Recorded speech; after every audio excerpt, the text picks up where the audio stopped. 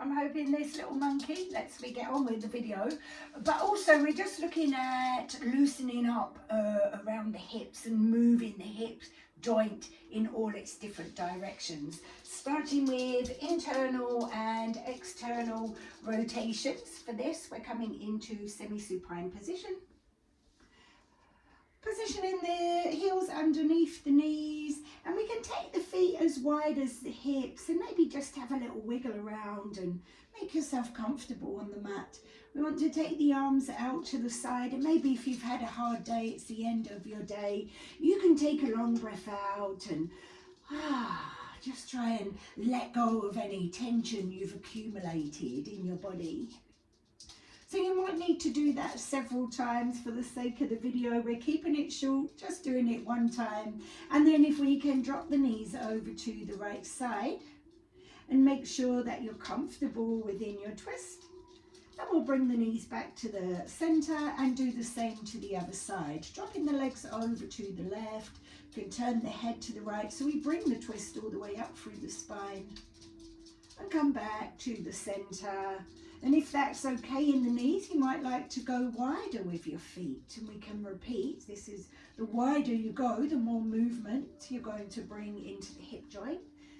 Inhaling to center, exhaling, falling into our twist. And we're just going to do that one more time, although you can continue as many times as you need on any given day.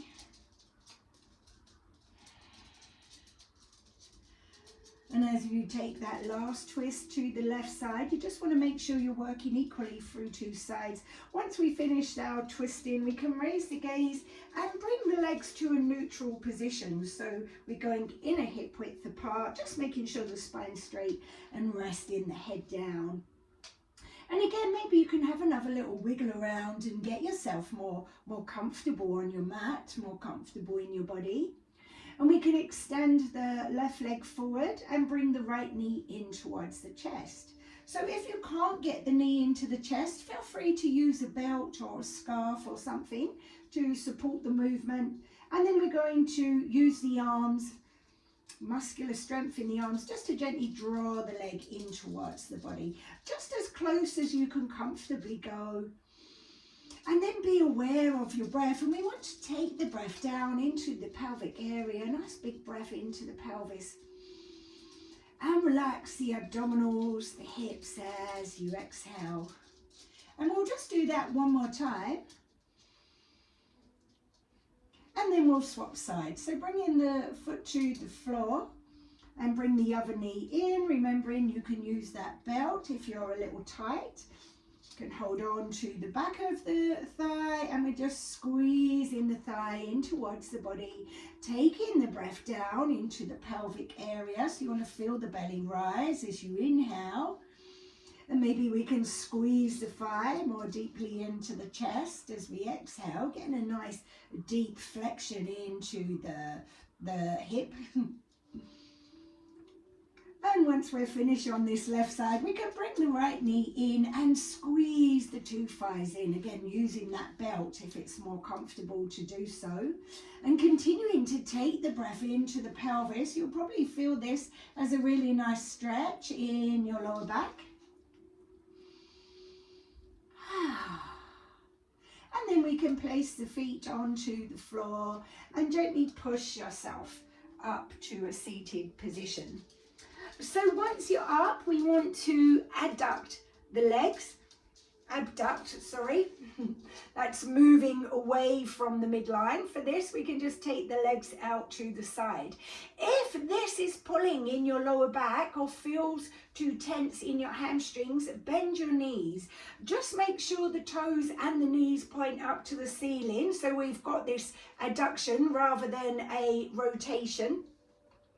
And you could use your arms for support.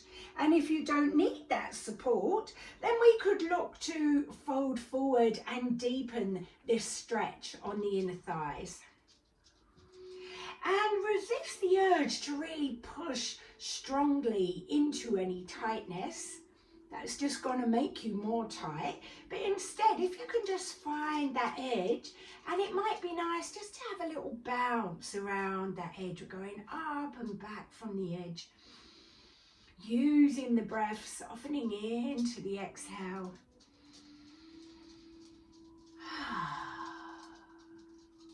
And after the next exhale, we can walk the hands back towards ourselves. Remembering, I'm just running through this quickly for the sake of the video. You can stay as long as you wish in each of the positions. So from here, I'm going to bring my right leg across the left for an adduction, so bringing the leg into the midline. And here we're just going to turn into the knee for another twist. So you can use the left arm to pull the right leg in and use the right arm to help straighten up and support you in the twist. Again, just 3 deep breaths. Really drawing the leg into the midline as you exhale. And turning back to the center. He's given me lots of love today. And we'll take it to the other side. Left leg over the right. We're drawing the leg into the midline and using the other arm to support you in the twist. Support the spine in the twist. Make sure you're comfortable in the position, so that then you can release and soften and let go into the position, into that exhale, really enjoying the stretch in the side of the leg. And we'll turn back to the center, undoing the legs, and then we're going to roll onto our side. It doesn't matter which side, we're doing both. Just check that you're not collapsed around the shoulder, that you're comfortable in the position. The bones are stacked, elbow underneath the shoulder, and we're going to bend the top knee and grab hold of the ankle, or maybe you can grab your toes, and if you can't, you can lasso your belt around the ankle, and we want to draw that heel in towards the buttock. So just check that your knee is in line with your hip joint, and if you're comfortable, there's room to do so, it's not too tense. We're going to move that thigh back from the front line of the body for the deep stretch in the hip flexor. Maybe you'll feel that in the quads as well. Once you find your position, we're taking those 3 deep breaths, finding that edge, maybe moving back from the edge if the body opens up enough, not forcing it, and we'll bring that leg back in. Letting your body guide you, you know, it's linked very much, the hips, to our second energy center. It's all about sensing and feeling our way through life, and we can take that into this practice. Letting your body guide you. So checking we're not collapsed around the shoulder, we're bending the top knee, lassoing the ankle if you need to, and pulling that heel into the buttock. This might be enough, but if there's room to do so, we can stretch that thigh back from the front line. Just checking the knee remains in line with the hip joint, knee joint, hip joint, and breathe. Softening into the exhale. Making yourself comfortable, minimizing any discomfort, maybe increasing the stretch. And we come back to the front line with the leg, releasing the foot, pushing ourselves back up to seated.